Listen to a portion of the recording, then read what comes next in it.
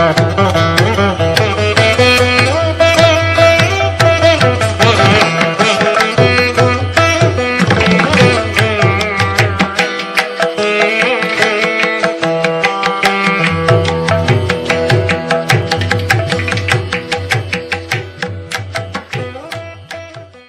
Friends, ನಮಸ್ಕಾರ. ದೀಪಾವಳಿ ಬಂತು.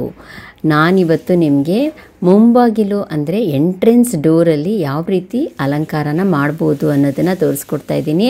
So ಬನ್ನಿ, ಇವತ್ತು ನಾನು ಈ ಚೆಂಡು ಹೂವು ಯೆಲ್ಲೋ ವಿತ್ ಆರೆಂಜ್ ಅದನ್ನೆಲ್ಲ ಹೊರಗಡೆ ಈ ಥರ ಗೋಡೆಗೆ ಹಾಕಿದ್ದೆ. ತುಂಬಾ ಗ್ರ್ಯಾಂಡಾಗಿ ಕಾಣುತ್ತೆ ನೀವು ಈ ಥರ ಹಾಕಿದಾಗ.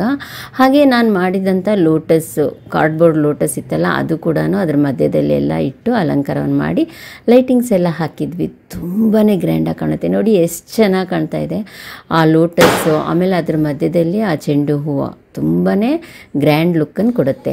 ಹಾಗೆ ಬಾಗಿಲಿಗೆ ಕೂಡ ಒಂದು ಹಾರನ ಹಾಕಿ, ಇದು ನೋಡಿ ಈ ವೈಟ್ ಕಲರು ಸುಗಂಧರಾಜ ಥರನೇ ಅದು ಹೂವು ಇರುತ್ತೆ. ತುಂಬಾ ಗ್ರ್ಯಾಂಡ್ ಲುಕ್ ಕೊಡುತ್ತೆ. ಆ ಥರದ್ದು ಮೀಶೋದಲ್ಲಿ ಸಿಗುತ್ತೆ ನಿಮಗೆ. ತುಂಬ ಕಡಿಮೆ ರೇಟ್ ಕೂಡ, ಏನು ತುಂಬ ಕಾಸ್ಟ್ಲಿ ಕೂಡ ಇರೋದಿಲ್ಲ. ಅದು ಲೈಟಿಂಗ್ಸ್ ಎಲ್ಲ ಹಾಕಿದ್ಮೇಲಂತೂ ಸೂಪರು. ಒಂದು ವಾಸನ್ನು ಅರೇಂಜ್ ಮಾಡೋಣ ಅಂದ್ಬಿಟ್ಟು ಫ್ಲಾಸ್ಕನ್ನ ತೊಗೊಂಡು ಈ ಥರ ಬೊಕ್ಕೆ ಅರೇಂಜನ್ನ ಮಾಡಿದ್ದೀನಿ. ಲ್ಯಾವೆಂಡರ್ ಫ್ಲವರ್ಸ್ನ ಅದನ್ನೆಲ್ಲ ಇಟ್ಟು, ರೋಸು ಆಮೇಲೆ ರೆಡ್ಡು ಹಾಗೆ ವೈಟ್ ರೋಸ್ನ ಇಟ್ಟು ಡೆಕೋರೇಟ್ ಮಾಡಿ ತುಂಬಾ ಚೆನ್ನಾಗಿತ್ತು. ಎಲ್ಲರ ಮನೆಯಲ್ಲೂ ವಾಸ್ಗಳು ರೆಡಿ ಇರೋದಿಲ್ಲ. ಸೊ ಫ್ಲಾಸ್ಕನ್ನೇ ವಾಸನಾಗಿ ಮಾಡಿ ವಾಸ್ ಥರ ಇದಕ್ಕೆ ಬೊಕ್ಕೆನ ಮಾಡಿದ್ದೀನಿ. ಬರೀ ಫ್ಲಾಸ್ಕ್ ತುಂಬಾ ಸಿಂಪಲಾಗಿ ಕಾಣ್ತಾಯಿತ್ತು. ಸೊ ಹಾಗಾಗಿ ಒಂದು ಲೇಸ್ನ ಹಾಕಿ ಈ ಥರ ಟೈ ಮಾಡಿದ್ದೀನಿ.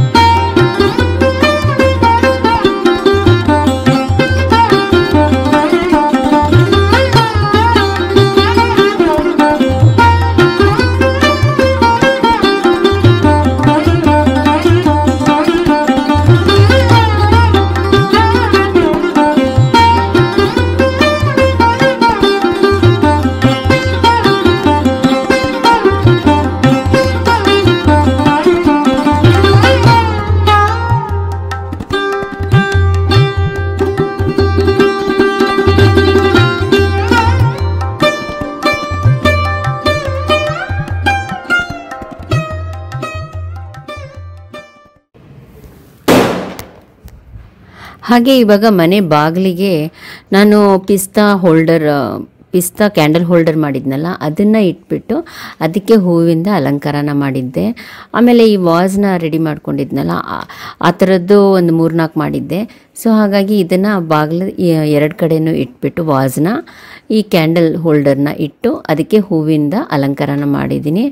ಅದು ಕೂಡ ಅಷ್ಟೇ, ನೀವು ತುಂಬ ಗ್ರ್ಯಾಂಡ್ ಲುಕ್ ಕೊಡುತ್ತೆ ಈ ಥರದ್ದೆಲ್ಲ. ನಿಮ್ಮ ಮನೇಲಿ ಯಾವುದಾದ್ರೂ ಒಂದು ಅಲಂಕೃತವಾಗಿರುವಂಥ ವಸ್ತು ಇದ್ದರೆ, ದೀಪಗಳು ಅಷ್ಟೇ ಡಿಸೈನ್ ಆಗಿದ್ದರೆ ಅದನ್ನ ಇಟ್ಬಿಟ್ಟು ಅದ್ರ ಸುತ್ತ ಹೂವು ಇಡೋದ್ರಿಂದ ತುಂಬಾ ಗ್ರ್ಯಾಂಡ್ ಲುಕ್ ಕೊಡುತ್ತೆ.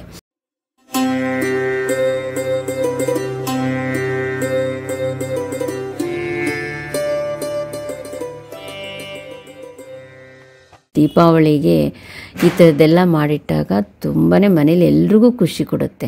ನೋಡಿದ ತಕ್ಷಣ ಖುಷಿಯಾಗುತ್ತೆ. ವಾವ್, ಎಷ್ಟು ಚೆನ್ನಾಗಿದೆ. ದೀಪಾವಳಿಯ ವೈಬ್ಸ್ ಬರಬೇಕಂದ್ರೆ ನೀವು ಇದೆಲ್ಲ ಮಾಡಿದಾಗ ಮನೆಯಲ್ಲಿ ಖುಷಿ ಹಾಗೆ ಪಾಸಿಟಿವ್ ಎನರ್ಜಿ ಕೂಡ ಬರುತ್ತೆ ನಿಮಗೆ.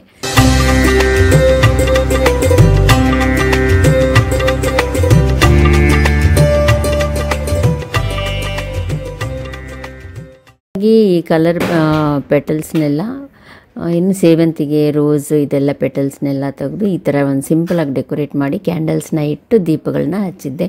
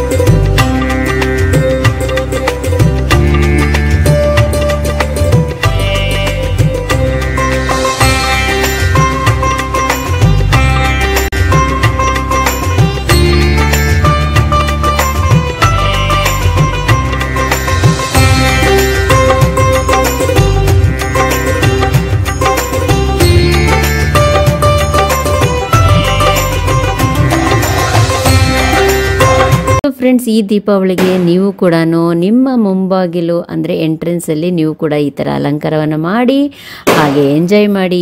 ಹ್ಯಾಪಿ ದೀಪಾವಳಿ.